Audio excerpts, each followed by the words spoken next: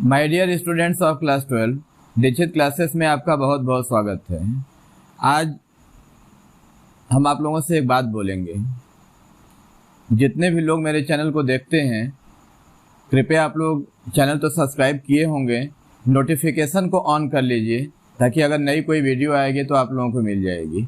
और दूसरी बात है कि मैंने अपने चैनल पे प्लेलिस्ट बना दिया है, तो उसमें क्लास 10 की वीडियो है और भी कुछ मैथ्स की वीडियो होंगी, उससे आपको मतलब नहीं है। क्लास 12 की वीडियो जो है उसमें अलग अलग, हिस्ट्री का अलग है, पॉलिटिकल साइंस का अलग है। वहाँ पे आप जाइए, चैनल पे विज़िट कीजिए और बहुत सारे क्वेश्चन आपको मिलेंगे, वहाँ पे आप देखिए। अभी जो मेरी इसके पहले वाली जो वीडियो हम डाले हैं पॉलिटिकल साइंस का 2015 से लेकर 2022 तक का पेपर, तो उसमें कुछ लोग डिमांड किए हैं कि सर हिस्ट्री का भी डालिए। वो हम हिस्ट्री का जल्दी डालेंगे, लेकिन हिस्ट्री के 2015 से लेके 2020 तक की क्वेश्चन की एक वीडियो है ऑलरेडी। एक बार जाके आप वहाँ पे विज़िट करें, मैं आपसे रिक्वेस्ट करता हूँ, और उसको देख लें। 2022 का है, उसको हम डाल देंगे। हम तो पूरा ही वीडियो डालेंगे, मैंने 2015 से लेके 2022 तक पूरा क्वेश्चन डालेंगे। लेकिन एक वीडियो हम आप लोगों को रिमाइंड करने के लिए बता दें कि वहाँ पे ऑलरेडी है। आज का जो मेरा क्वेश्चन है वो हिस्ट्री का। अच्छा, हिस्ट्री को लेकर के एक और बात कहनी है आपसे कि चैनल पे जब आप विज़िट करेंगे तो आपको पता चलेगा चैप्टर 1 की लगभग सारी वीडियो हो चुकी है। चैप्टर 2 डिस्कार्डेड था, इसलिए अभी नहीं बन पाया है वो। चैप्टर 3 का ये लास्ट क्वेश्चन है जो आज हम डिक्टेट करने वाले हैं आपके सामने, और वो क्वेश्चन है give a brief account of the different unequal territories imposed on China 2016। इसके बाद चैप्टर 3 का लगभग सब क्वेश्चन हो जाएगा, और फिर हम लोग चैप्टर 4 में चलेंगे। या देखते हैं, अगर चैप्टर 3 का कोई अगर बचा हुआ है, आप लोग डिमांड करेंगे अगर कोई क्वेश्चन, तो उसको हम बना देंगे। लेकिन प्लीज़ आप लोग गो थ्रू कीजिए पूरे चैनल को, देखिए कितने वीडियो, कितनी चीज़ें आपके काम के लायक हैं, उसको आप सर्च करें। ये जो क्वेश्चन है, ये हाथ में मेरे है, शायद आप लोग देख पा रहे होंगे। इसकी जो हेडिंग्स है, जैसे पहला आप देंगे यहाँ पे इंट्रोडक्शन के बाद ये जो पहली हेडिंग है ट्रीटी ऑफ नैनकिंग, उसको देंगे। उसके बाद फिर उसका प्रोविज़न मैंने दिया है, प्रोविज़न ऑफ ट्रीटी ऑफ नैनकिंग, फिर ट्रीटी ऑफ वोग, उसके बाद उसका टर्म्स एंड कंडीशन है वो। इसके बाद फिर आगे ट्रीटी ऑफ वेंगिया। ये जितने सारे ट्रीटी हैं, मैंने हम सारा क्वेश्चन अभी हम आपको डिक्टेट कर रहे हैं तो बता रहे हैं। लास्ट में ये आपको कंक्लूजन मिलेगा। यहाँ पे आप देख लीजिए, अगर आपको लग रहा है कि नहीं क्वेश्चन बड़ा है, कुछ कम कर देना चाहिए, तो कुछ पॉइंट आप यहाँ से घटा देंगे, कुछ कम कर देंगे। चलिए फिर शुरुआत करते हैं आज के वीडियो की। और क्वेश्चन है give a brief account of different unequal territories imposed on China. 2016 में आया हुआ है ये। आंसर की शुरुआत इंट्रोडक्शन से करेंगे। The Chinese historian Wang Dong believe that though the term of unequal territories has been in use for long time। Chinese इतिहासकार वैंग डंग का ऐसा मानना है कि यद्यपि ये शब्द जो अनइक्वल टेरिटरीज है, ये लंबे समय से इसका इस्तेमाल हो रहा है। The true meaning of the term is often not clear. इस शब्द का वास्तविक मतलब प्रायः क्लियर नहीं है। Moreover it is not clear which treaties should be regarded as unequal। और ये भी कह सकते हैं हम, उन्होंने कहा कि ये भी क्लियर नहीं है कि किन संधियों को ऐसा माना जाए कि ये अनइक्वल हैं। ट्रीटी माने संधि, किन संधियों को माना जाए कि ये अनइक्वल ट्रीटी हैं। But most historians accept this notion. लेकिन अधिकांश इतिहासकारों ने इस धारणा को माना है, यानी अधिकांश इतिहासकारों ने ये माना है कि अनइक्वल ट्रीटीज चाइना के साथ था। A few unequal treaties are as follows. कुछ अनइक्वल ट्रीटीज यहाँ पे हैं। पहला हेडिंग देंगे आप treaty of Nanking. In the first opium war, in spite of their best effort, the Chinese failed to protect their port against the offensive of the British soldiers. पहला अफीम युद्ध जो हुआ था, उसके बाद in spite of their best effort, अपने सर्वश्रेष्ठ प्रयासों के बावजूद चाइनीज असफल हुए टू प्रोटेक्ट देयर पोर्ट, माने अपने बंदरगाहों की रक्षा करने में, against the offensive of British soldiers, British सैनिकों के आक्रमण से वो माने नहीं बचा पाए अपने पोर्ट को, अपने बंदरगाहों की रक्षा नहीं कर पाए। Finding themselves in hopeless situation, खुद को निसहाय परिस्थिति में पाते हुए the Chinese sued for peace, Chinese ने विनती की शांति के लिए, क्यों कि उन्हें युद्ध नहीं चाहिए, अब शांति चाहिए। And sign the treaty of Nanking, इस तरह से उन लोगों ने ट्रीटी ऑफ नैनकिंग पे हस्ताक्षर कर दिए। The main provisions of the treaty of Nanking, treaty of Nanking की क्या क्या शर्तें थी।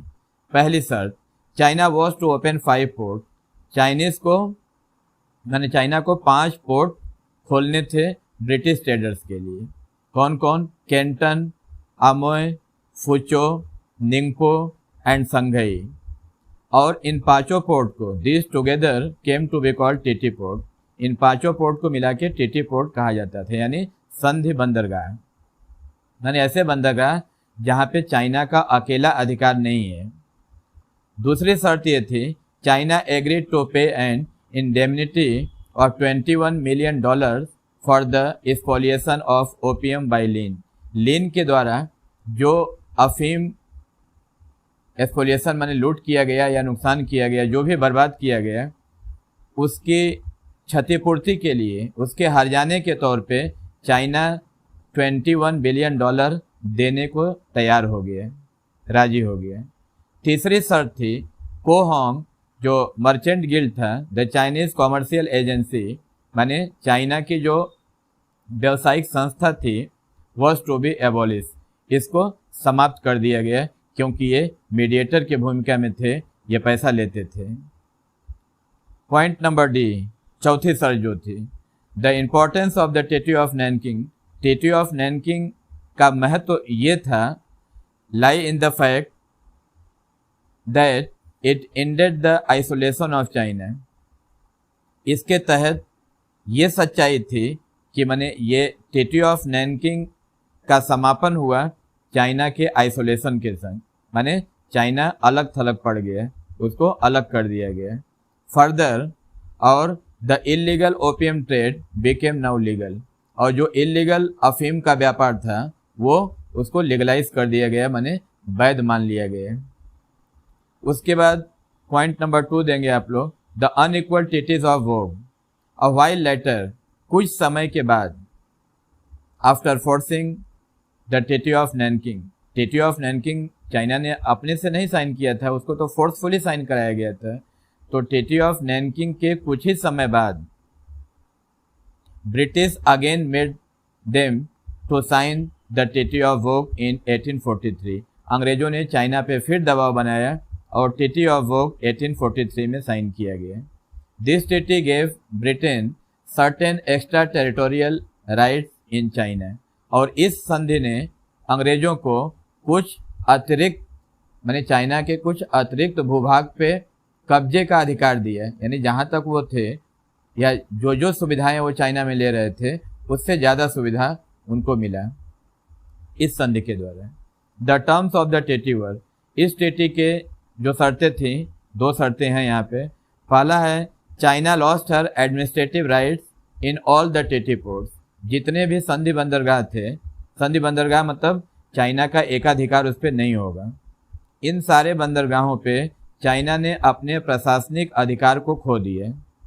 Now both the Chinese and the European resident of this ports, माने इस पोर्ट पे रहने वाले जो भी निवासी हैं, चाहे वो चाइना के हों चाहे वो यूरोपियन मूल के हों, दोनों would be ruled by the British council, उनके ऊपर शासन ब्रिटिश काउंसिल का होगा, यानी चाइना का नहीं होगा। According to the British law, British law के अनुसार होगा। ये पहली शर्त थी। और दूसरी, if China gave any special privileges to any other power in future, यदि भविष्य में चाइना किसी भी शक्ति को, यानी किसी भी देश को अगर कुछ विशेषाधिकार देता है, she would have to give those right to Britain as well, तो वही सारी सुविधाएं, वही सारा विशेषाधिकार चाइना को, अंग्रेजों को भी देना होगा। The treaty 2 was an open repudiation of China sovereignty on her own soil, अपने खुद के जमीन पे चाइना की संप्रभुता, चाइना की एकता, उस पर माने गहरा धक्का पहुंचा। रेपुडिएशन माने होता है तिरस्कार, माने इस संधि ने चाइना के सॉवरेंटी को पूरी तरह से तिरस्कार किया, चाइना का अपमान हुआ। This two treaties also clear the way, और इन दो संधियों ने, माने ट्रीटी ऑफ नैनकिन और ट्रीटी ऑफ वोक, इन दोनों संधियों को मिला के अगर देखा जाए तो इसने clear the way for imperialist countries, जो साम्राज्यवादी कुछ देश थे उनके आने का भी रास्ता प्रशस्त कर दिया। और वो देश थे France, Germany, Russia, Belgium, Holland, Portugal and USA to enter China. माने इस संधि के द्वारा उन लोगों को रास्ता मिल गया चाइना में इंटर करने का। And rest various privileges from her, और चाइना से विशेषाधिकार हथियार लेना, खींच लेना, ले लेना, जो भी समझे कि शक्ति रखते थे ये लोग। उसके बाद फिर अगली हेडिंग देंगे, point number 3, the treaty of Wanghia या ट्रीटी ऑफ वेंगिया, जो 1844 में हुआ था। This treaty was concluded between China and USA. ये संधि चाइना और यूनाइटेड स्टेट्स ऑफ अमेरिका के बीच हुई थी। And it gave the latter माने बाद वाला यानी USA, latter various extra territorial right, माने इस संधि ने अमेरिका को वही अतिरिक्त देशी, मतलब जितनी सुविधा थी उससे ज़्यादा अधिकार दिए। बाय दिस ट्रीटी, इस संधि के द्वारा the American living in the treaty port, वो अमेरिकन जो उन ट्रीटी पोर्ट पे माने संधि के बंदरगाहों पे जो रहते थे, were no longer under Chinese domination, अब वो चाइनीज के प्रभुत्व में या चाइनीज के अधिकार में नहीं है। एंड हैड राइट्स, उनको ये अधिकार मिल चुका था, that freed them from legal, judicial and police control of China, माने उन्हें यह अधिकार इस संधि के द्वारा दे दिया गया था कि वो कानूनी रूप से, न्यायिक रूप से और पुलिस कंट्रोल जो चाइना का था वो सब कुछ उनके साथ था। They also got tax benefit, और उन्हें टैक्स में फ़ायदे भी हुए, छूट भी मिली। उसके बाद चौथा पॉइंट देंगे, treaty of Whampoa. This treaty was signed between France and China. ये संधि फ्रांस और चाइना के बीच में साइन हुआ था 24 अक्टूबर 1844 को। बाय दिस ट्रीटी, इस ट्रीटी के अनुसार पहली शर्त ये थी, 5 new port were open for the French trader, French व्यापारियों के लिए 5 नए बंदरगाह खोले जाएंगे। और दूसरी शर्त थी, the taxes and duties to be paid by French trader were specified. जो भी टैक्सेस और ड्यूटीज, टैक्स माने भी कर होता है वही, ड्यूटीज माने भी वही, थोड़ा डिफरेंस होता है। टैक्स मतलब जैसे हम गवर्नमेंट को जो टैक्स देते हैं, इनकम टैक्स या जो भी, लेकिन ड्यूटीज़ का मतलब होता है, ड्यूटीज़ वो शुल्क होता है जो गवर्नमेंट को हमें देना पड़ता है। मान लीजिए हम मैन्युफैक्चरर हैं या कोई सामान हम इंपोर्ट कर रहे हैं, एक्सपोर्ट कर रहे हैं, तो उस पर जो टैक्स होता है उसको कहते हैं। तो ये दोनों, चाहे वो टैक्सेस हों या ड्यूटीज़ हों, जो भी फ्रेंच ट्रेडर देते थे उसको निर्दिष्ट किया गया, माने शर्त के अनुसार तय किया गया कि आप मनमाना टैक्स नहीं ले सकते हैं। उसके बाद आप 5वां नंबर पॉइंट देंगे, ट्रीटी ऑफ टैनसिन या ट्रीटी ऑफ टिएनसिन, जो भी पढ़ें, 1858। The treaty of Nanking did not satisfy the appetite of the foreign power for commercial advantages in China. Treaty of Nanking जो साइन हुआ था, इस संधि ने विदेशी शक्तियों के उस भूख को माने नहीं मिटा पाई, माने विदेशियों को नहीं संतुष्ट कर पाए चाइना वाले। कॉमर्शियल एडवांटेजेस माने व्यावसायिक लाभ लेने जो चाइना में गए थे, उनको जो चाइना में अपना बिजनेस बढ़ाने की जो ललक थी, उस भूख को ट्रीटी ऑफ नैनकिंग नहीं मिटा पाई, बल्कि वो और बढ़ता गया। After Chinese defeat in the second opium war, जब चाइना की हार हुई थी दूसरे अफीम युद्ध में, ब्रिटेन और France force her to sign the treaty of Tientsin या टैनसिन। तो ब्रिटेन और फ्रांस दोनों देशों ने मिल करके चाइना को फोर्सफुली साइन करवाया treaty of Tientsin. The main provisions of the treaty of Tientsin were, Tientsin की जो संधि थी उसकी क्या क्या शर्तें थी। पहली शर्त थी, by the treaty the Chinese government was forced to give further concessions to the foreign traders in China। पहली शर्त ये थी कि चाइनीज गवर्नमेंट माने पहले जितना कंसेशन देती थी उससे अधिक कंसेशन माने रियायत, छूट, जो भी समझे, वो अधिक छूट देगी फॉरेन ट्रेडर को चाइना में। माने चाइनीज गवर्नमेंट चाइना के अंदर फॉरेन ट्रेडर को यानी विदेशी व्यापारियों को जितना कंसेशन पहले देती थी उससे और ज़्यादा देगी, ये पहली शर्त थी। दूसरी, the British and the French were now free to travel anywhere in China. British और फ्रेंच दोनों लोग अब आज़ाद थे चाइना में कहीं भी घूमने के लिए, ट्रैवल करने के लिए। Previously they had no such freedom, पहले इस तरीके का उनको आज़ादी नहीं थी। उसके बाद फिर तीसरा नंबर है, 10 more ports were open to the British and French merchant, माने ब्रिटिश और फ्रेंच मर्चेंट के लिए 10 नए बंदरगाह खोले गए। और चौथा नंबर शर्त है कि as per terms of the treaty, इस ट्रीटी के शर्तों के अनुसार missionaries were permitted to preach Christianity in China. Missionaries जो थी माने जो क्रिश्चियनिटी का प्रचार प्रसार करती थी, मिशनरीज माने धर्म प्रचारक, उनको ये अनुमति दिया गया कि वो अपने धर्म का जो उपदेश है माने क्रिश्चियनिटी वो पूरे चाइना में प्रीच कर सके, फैला सके। Point number A, the opium trade was legalize in China in return for payment of a tax. जो टैक्स विदेशियों के द्वारा दिया जाता था चाइना को, उसके बदले ये मांग की गई कि चाइना में ओपियम ट्रेड माने अफीम का जो व्यवसाय है उसको लीगलाइज किया जाए, यानी उसको वैध किया जाए। और लास्ट नंबर है, एक्स्ट्रा टेरिटोरियल राइट माने अतिरिक्त सुविधा या अतिरिक्त जमीन, जो भी समझे, उसका अधिकार ऑफ द फॉरेन मर्चेंट माने विदेशी व्यापारियों को were recognise even in interior regions of the China, माने चाइना के आंतरिक क्षेत्रों में, भीतरी हिस्सों में भी उन लोगों को एक्स्ट्रा टेरिटोरियल राइट मिला, यानी एक्स्ट्रा अधिकार मिला। वो सुख सुविधा, वो जमीन, वो पोर्ट, जो भी आप समझें, उनका माने उनकी शक्ति चाइना में बढ़ गई। उसके बाद point number 6, the treaty of Peking. The terms of the treaty of Tientsin were difficult for China to accept. Tientsin की जो संधि थी उसकी जो शर्तें थी वो बर्दाश्त कर पाना चाइना के लिए, एक्सेप्ट मतलब स्वीकार करना, वो स्वीकार कर पाना चाइना के लिए कठिन होता जा रहा था।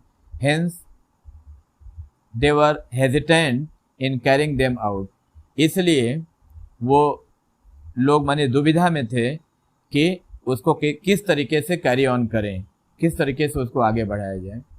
This led to another round of conflict between Chinese and the western part, जिसके चलते जिसका रिजल्ट क्या हुआ कि एक और राउंड टकराव शुरू हो गया। कॉन्फ्लिक्ट माने झगड़ा, एक और झगड़े की शुरुआत हुई चाइनीज और वेस्टर्न शक्तियों के बीच में। इन 1860 और 1860 में China added some more privileges to the list. उस लिस्ट में चाइना तो लगातार मजबूर है कि वो उन लोगों को सुविधा पे सुविधा दिया जा रहा है। 1860 में चाइना ने ऐड किया कुछ और अधिक विशेषाधिकार अपने लिस्ट में, and sign the treaty of Peking, और ट्रीटी ऑफ पेकिंग पे सिग्नेचर किया। उसको और करके हम लिख दिए हैं कन्वेंशन ऑफ पेकिंग भी कहते हैं, माने पेकिंग का सम्मेलन, समझौता, विद देम माने वेस्टर्न पावर के साथ। एक लास्ट लाइन बहुत खूबसूरत है, इसको आप लोग कोट करके लिखेंगे तो अच्छा नंबर मिलेगा। हिस्टोरियन इमैनुअल सो लिखते हैं कि बाई 1860 माने 1860 तक the ancient civilisation that was China had been thoroughly defeated and humiliated by the West। 1860 तक जो भी प्राचीन सभ्यता, प्राचीन संस्कृति जो भी चाइना की थी, वो पूरी तरह से आप कह लीजिए कि हार चुकी थी। ह्यूमिलिएटेड माने होता है अपमानित हो चुकी थी, माने उसको नीचा दिखलाया गया था वेस्टर्न कंट्रीज के द्वारा, बाय द वेस्ट। और लास्ट में आप हेडिंग दे देंगे कंक्लूजन। फ्रॉम 1842 ऑनवर्ड, माने 1842 के बाद the Chinese imperial government had been forced to sign a number of treaties with foreign trader। Chinese imperial government माने मजबूर हो गई थी और कई सारी संधियों पे सिग्नेचर करना पड़ा विदेशी व्यापारियों के संग। This were one sided treaty, ये सारी की सारी संधियां एक तरफा थी, एक तरफ थी जो चाइना को ह्यूमिलिएट करने वाली थी। फॉर थ्रू द ट्रीटीज, और इन संधियों के द्वारा the foreign trader derive concession from the Chinese government, और इन तमाम शर्तों, इन तमाम संधियों के द्वारा जो विदेशी व्यापारी थे वो चाइना से अपने सुविधा के अनुसार रियायत, कंसेशन माने रियायत, छूट लेते गए टू देयर बेनिफिट, अपना फ़ायदा कमाने के लिए। But China and her people, लेकिन चाइना और वहाँ के निवासियों को इसके बदले कुछ नहीं मिला। Were in no way benefited from this treaties, इन संधियों से उनको कोई लाभ नहीं मिले।